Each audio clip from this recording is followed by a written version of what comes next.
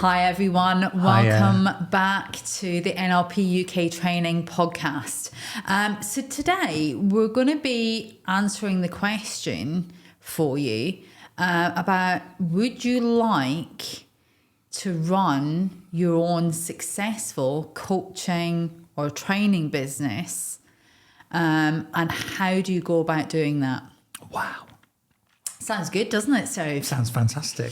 So both Steve and I have been in business between us, for over 40 years between us. That's quite scary, isn't it, Steve? Yeah, it is scary. So Steve has been running Quality Culture for 22 years. 22 years. 23 years. I've run multiple businesses, been running my own coaching business for nearly 6 years now. Yeah. But I've had businesses previously. So between us, we've got a lot of experience. And that's one of the things that we absolutely love to do is give that experience and that knowledge to our delegates that come on our NLP Practitioner and Master Practitioner courses, isn't it? I was reading by a guy called Frederick Laloux that people who get to the highest level of, he called it consciousness, but I'm going to call it values, where you are your authentic self. He was saying that the highest motivator for people who've let go of lots of stuff is to be their truest self, to express themselves in the truest way, whatever that means them doing, but close to where they feel completely at ease and they're enjoying life and they're enjoying what they do and they're expressing their truest self in everything they do. And I think if you are running your own show successfully, doing what you want to do, like we said in the first episode of loving what you do, then you are more likely to be expressing your truest self than you are if you are in the grey zone, turning up, attending meetings that you don't really want to be there, arguing about what grade you're on and thinking you should be on a grade A and you're on a grade B, or this or that or the other. Then I think having your own stuff is the greatest expression of your truest self. And it's what our ancestors did. All the trades, they used to be trades, and there used to be people who would be a carpenter and they'd be great at carpentry. And there'd be people who were farriers who'd be great at metalwork. And people used to do their own things and were trades. So employment in that sense is quite a relatively new concept, something that is more from Victorian times. And maybe that model is shifting. And I think there's a lot of people, you maybe too, who would like to do it, but haven't quite got the courage. And I know from personal experience, I thought about doing it when I was 35. But I didn't do it because of a limiting belief that I didn't know I had. So I think to stand the chance of being your truest self, then doing your own thing and loving what you do and making money while you're doing it is the best way of living your life, really, because you're not stuck in an old-fashioned hierarchy way of thinking and doing things. I think when you run your own business, it gives you that autonomy and control over your own destiny. And that's something that's quite special when you can do that. Yeah. I mean, you still get hassle. I mean, I've had an email at lunchtime saying from, the bank, the credit card people who process credit card payments, we can't read your identity records.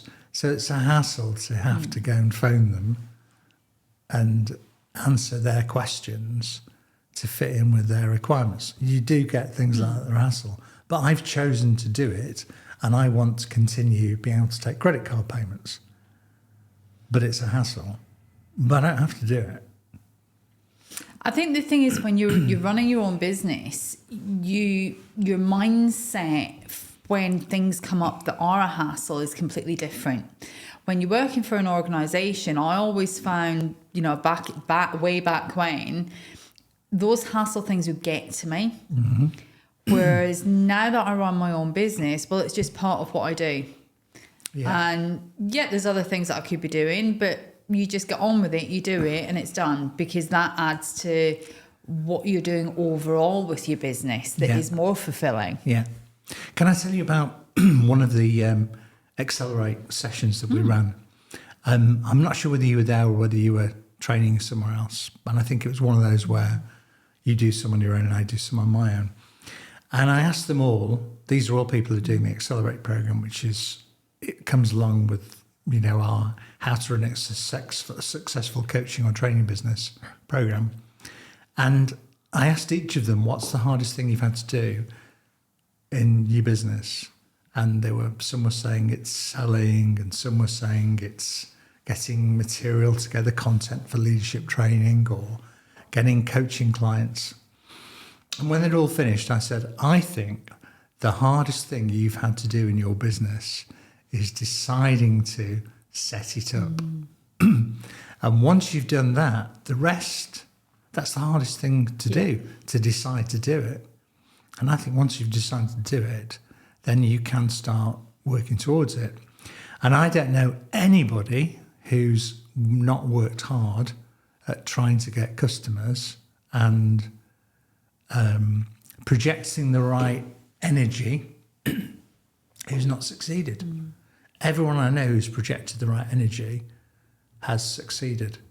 And I used to be against all this woo-woo energy, hippie-hoppy, happy energy stuff. I remember going in my training where we were doing an exercise on energy, and you had to hold your hands up and push the energy towards someone else. I'm thinking, this load of crap.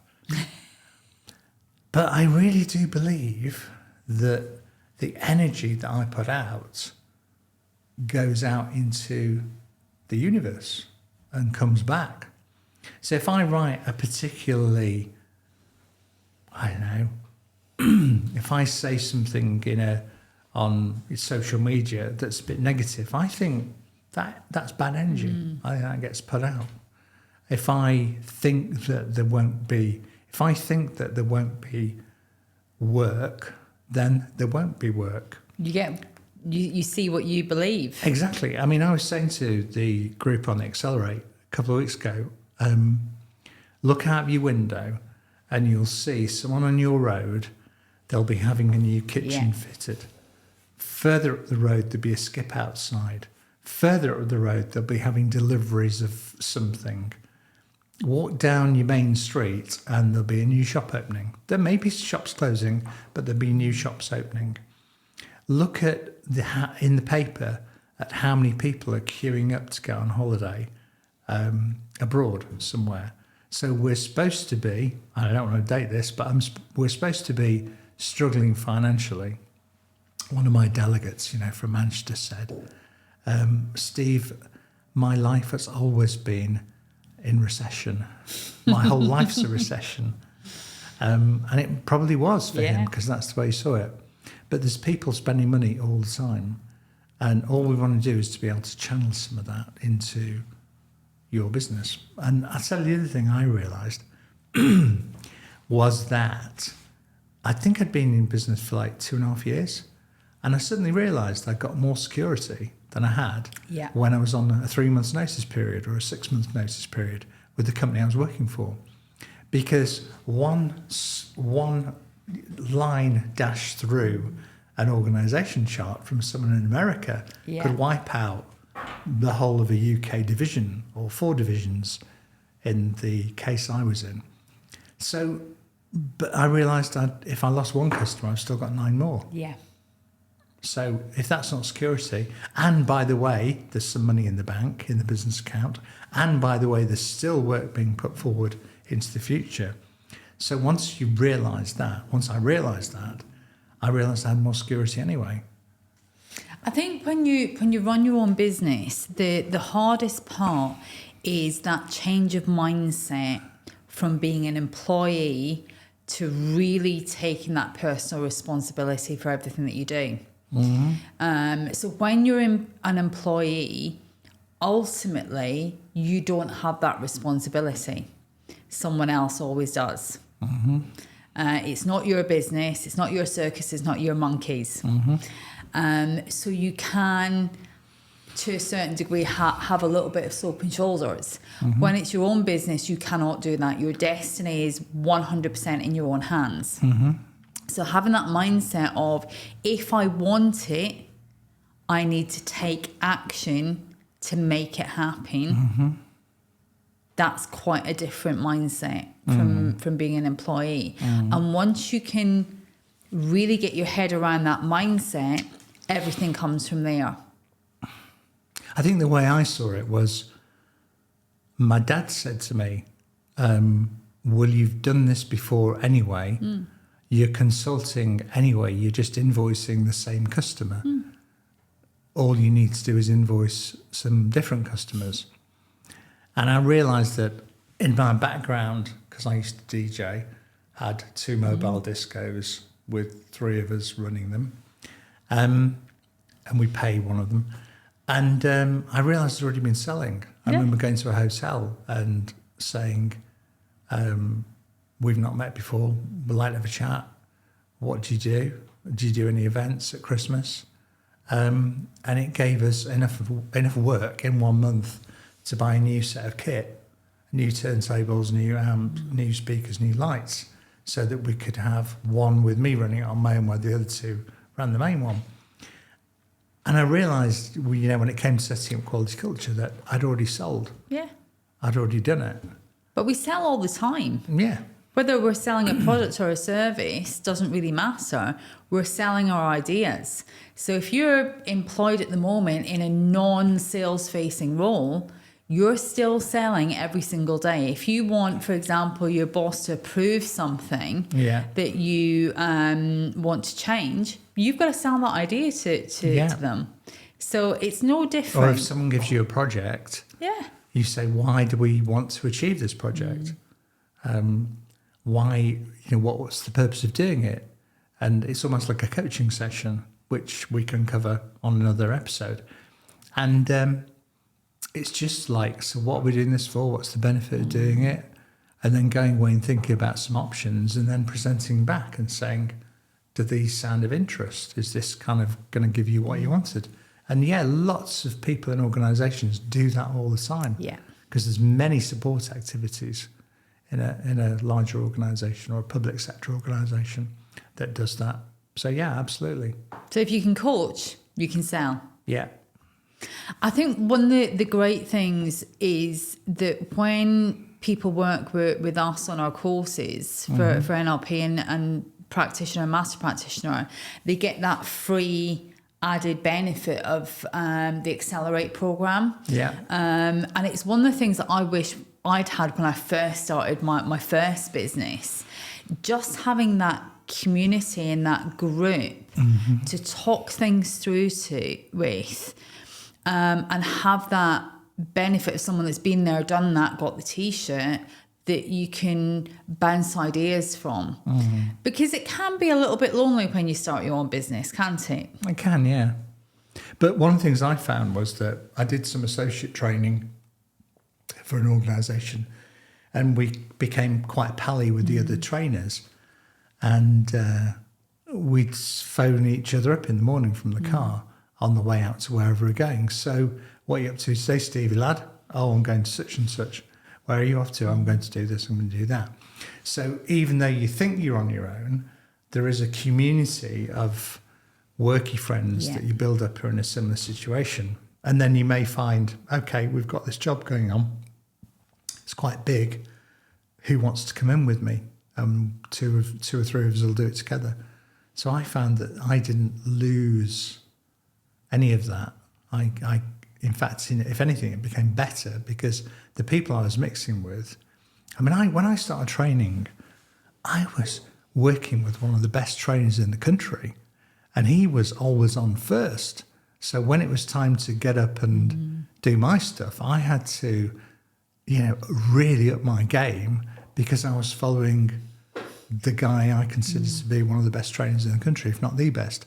So that helped me up my game, but also that fun and connection with other people is still there. And people who we have on Accelerate, they meet up and they talk separately and they do things together, don't they? And they help each other out. 2 have just run their own podcast together. 2 ex-NHS nurses have got their own podcast. Fantastic, isn't it? I saw it on the WhatsApp group the other day. I'm looking forward to listening to it at the weekend. And I think, we know that one of the ladies that comes to Accelerate has been coming since we started, Jo. Yeah.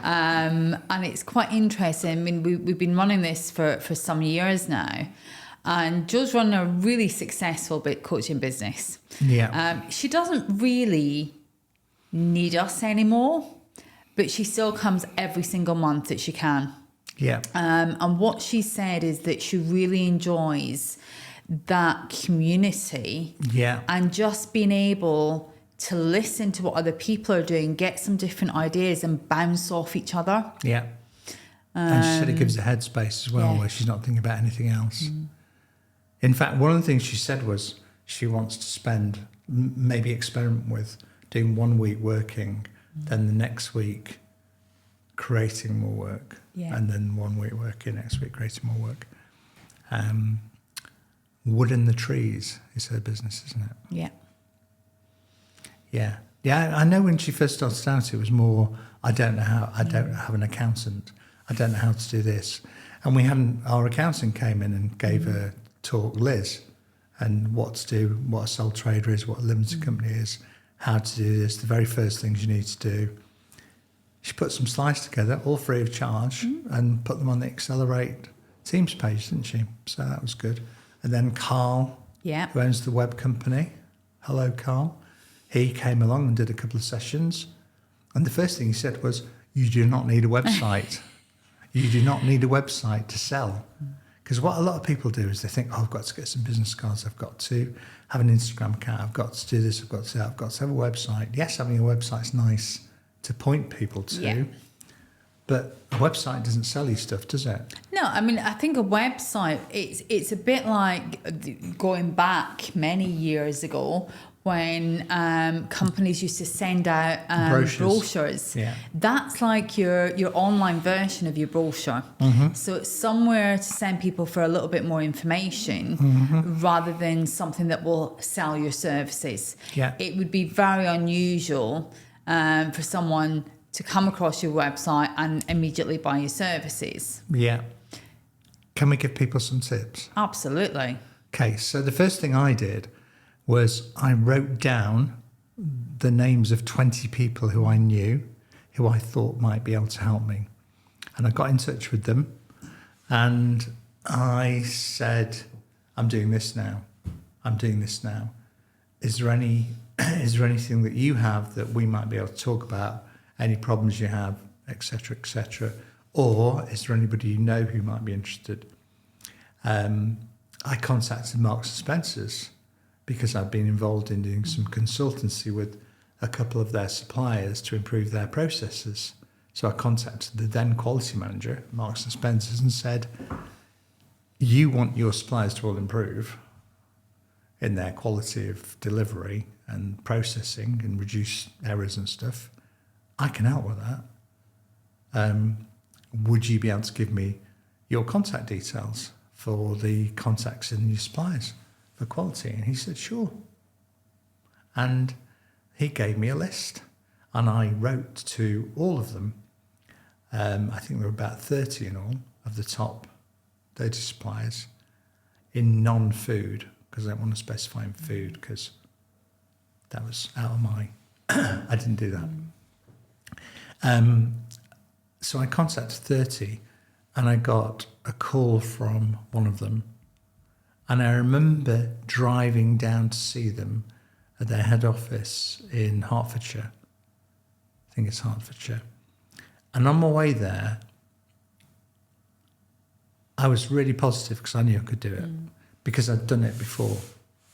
Not when I was self-employed, but as an employed person, I'd improved processes. So they said, okay, so we're not going to buy the whole thing. We're not going to buy the whole implementation process. But can you do something for us that might enable me to sell you to our MD? So I said, yeah, sure. Let's go and have a look around your factory. So around the factory, they used to make bras. Now, I don't know anything about bras. Thank the Lord for that, Steve. And they used to make pants, knickers for M&S. So we went round and I could see these boxes of clothing. And I said, what are those? Oh, they're waiting to be reprocessed. So what do you mean they're waiting to be well, there's some errors been found and stitching and done, stuff like that. It's okay. And we went around these lines and you could see there was loads of stock building up. So I thought, right, I've got them now. And I worked out approximately and asked them approximately how many times they go round the line before being fixed. And I said, give me 2 days and we can reduce that down dramatically and that'll save you X. He said, right, okay. He said, I'll give you a call. I knew he would call me in the car on my way home because it was such a good offering, because I was totally confident that what I had, the information I had, was of value to him. And it didn't feel like I was selling anything. It felt like I was helping them massively to save a big chunk of money and speed up their production lines. And sure enough, he did. He phoned me and said, right, okay, you got it 2 days, however many £100 a day. And that was 2002. So thinking about that, you were really confident because you knew you had something that could benefit them. Yeah. Now, when you think about a coaching business, you're not saving someone money, but you could potentially change their entire life. So someone comes to you for career coaching, potentially what you're doing with that coaching, they could get a new job, number one, that earns them more money year on year, but also fulfills their values and gives them that real happiness in what they're doing day to day. Well, that happened a couple of months ago with Kaylee, one of our delegates. Yeah. She came back on the second week of Master Practitioner and said, hey, it's great, guys. One of my coaching clients has just got a job on £30,000 a year more than she was earning in her current role. So that's really measurable, isn't it? That's really absolutely measurable. And even if you're not helping someone get a job with more money, but you're helping them become more fulfilled and happier and truest to their values, it's still that worth.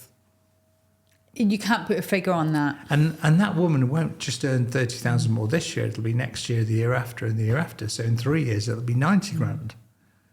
I don't know what she paid Kaylee for the coaching sessions, but it's a very tiny percentage.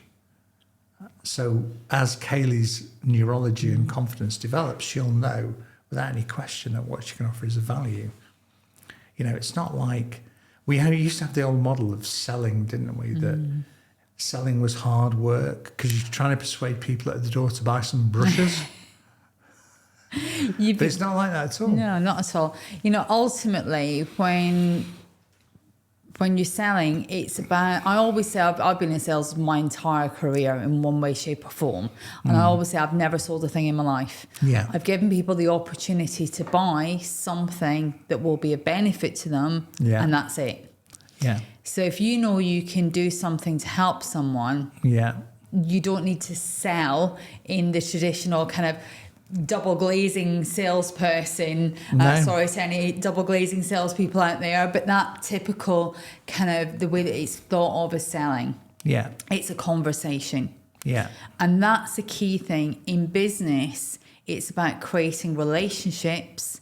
And if you're a coach, that will come easily to But you. if you were a double glazing salesperson and you were given the opportunity for some time and you said, would it be of interest to you if I could help you reduce your heating bills?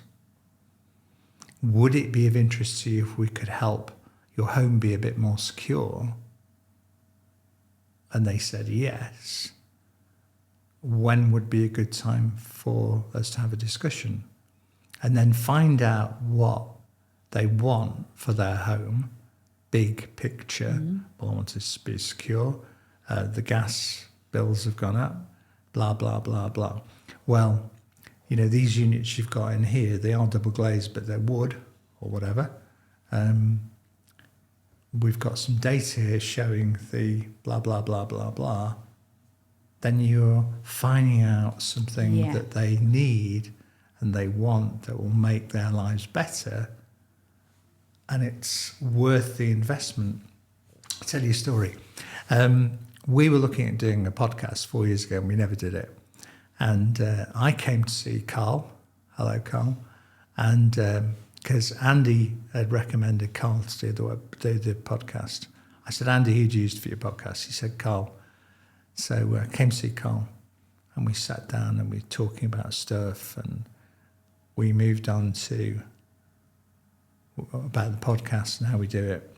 And then we started talking about the website, and he looked at the website, and we had 2 websites at the time. One that was for quality culture, which had not been updated for long yonks.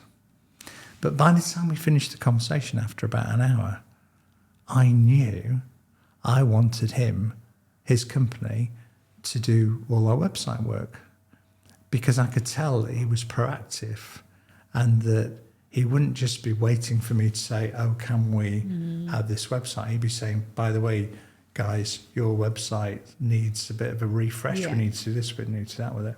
So after an hour of conversation, I'd gone to talk about podcasts, but actually the next day, everything was passed over to his company, because I could see such value that I wasn't getting before, just from a conversation. That conversation was originally a podcast, but it came for something much bigger. You never know where a conversation might lead. Are we allowed to tell the story about Rachel? Absolutely. Okay, so we've got this other delegate who's got a really successful business now called Rachel.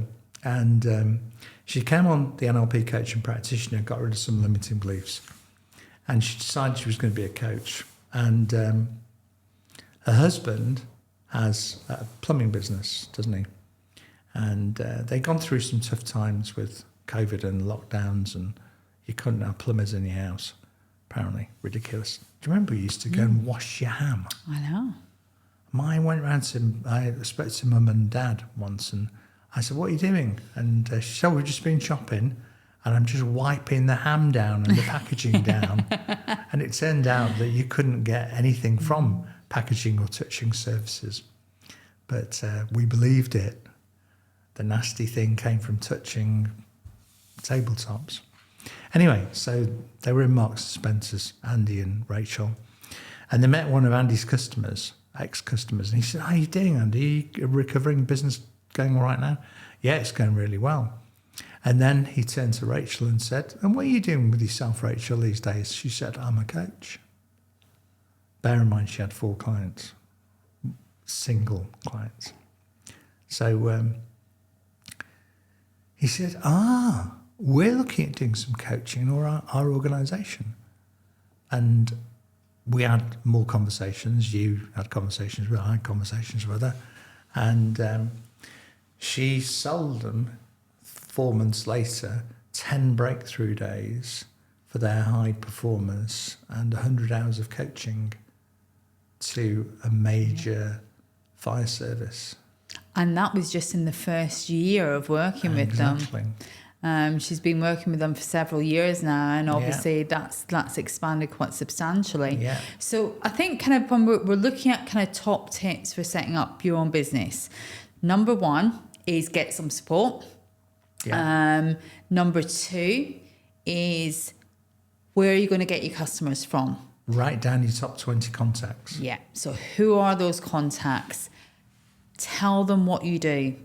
That's really key. People cannot buy your services if you don't tell them what you do. So make sure your top 20 contacts know, and anyone that you talk to, tell them what you do, because you never know where that potential business might come from. It might be as you're walking around Tesco's on a Saturday afternoon, talking to your partner's customer about something completely different. And don't be embarrassed about telling people what you do. Yeah, absolutely. Because if you go down the main streets in the shopping centres in the cities, they don't take out the clothes from the window or the laptops from the window or whatever it is they're selling on a Tuesday, Wednesday and Thursday because they're embarrassed about telling people what they do they? Shout it they from the have their rooftops. best stuff in the windows. So that's our next tip. The other tip is don't get caught up in the little details. Yeah. So, getting an accountant's easy. Speak to someone that that can maybe recommend a good accountant for you, that will be able to give you the advice that you need. Don't get hung up on things like websites. You don't need to have everything before you launch your business. The most important thing about a business is getting clients. Everything else can wait. Yeah. So they would be our kind of top tips for you. And obviously, in the course of our podcast, if there is anything else that you feel that would be useful for us to give you some information on, more than happy to do this. So, get in touch with us. If you've got questions about running your own business, we can look at those for one of our future episodes. So guys, that is the end of this episode, and we will see you back next time. So take care and we'll see you soon. Bye.